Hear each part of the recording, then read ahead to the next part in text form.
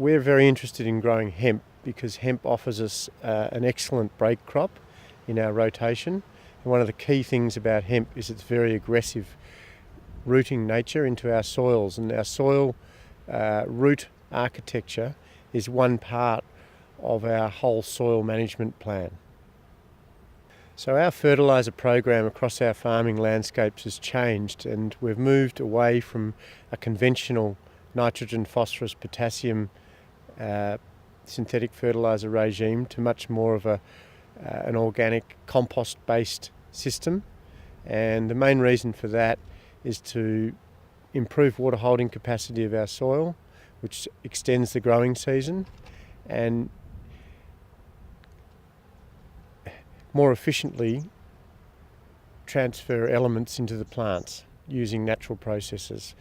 So when you look not only at nitrogen in the soil but all the other minerals, we stick with the four major elements: phosphorus, potassium and sulphur, all of which can be easily provided through a good, properly humified compost, which we've learned to make using sources of waste products. So compost production is a relatively simple process, and ironically Mother Nature designed this millions of years ago, and all we're doing is fast tracking that process. And we're currently using animal waste, so pig manure, cattle manure, chook manure, duck manure, and combining that with partially composted green waste or wood shavings from a wood industry, and we put that, mix those in correct ratios of nitrogen to carbon or carbon to nitrogen, and then we aerate those rows over about a 12-week period. And we use temperature and oxygen to tell us when to turn those rows. So we've been building up our levels of compost from 3,000 to 8,000 to 9,000 tonnes on our own operations, and now that we've expanded, that will probably grow to between 35,000 and 45,000 tonnes in the next 2 years. So it's a significant amount of properly humified compost that we're making.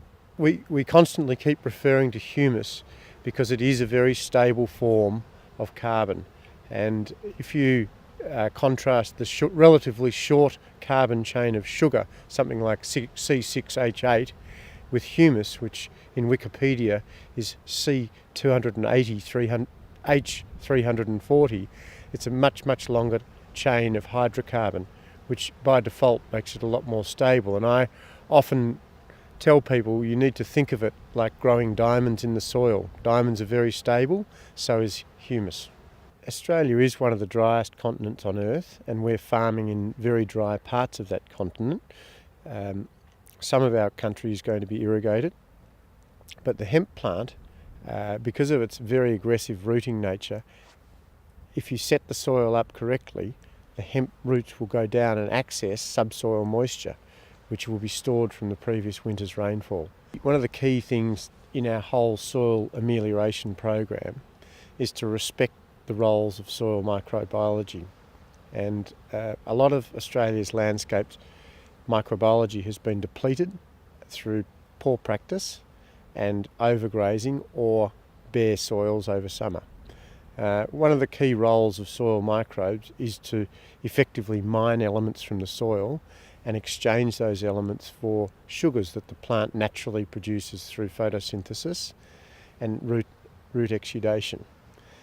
One of the key roles that compost has is to act as a catalyst to reintroduce enormous populations of microbes and also proliferate those microbes that are already in the soil.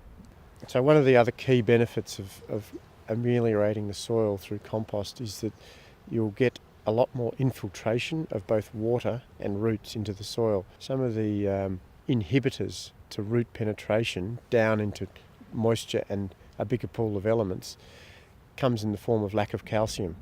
And one of the key elements that we are actually incorporating into our compost, which is from a natural source, lime, calcium carbonate, in our compost, is having massive positive effects on the rooting depth of our plants.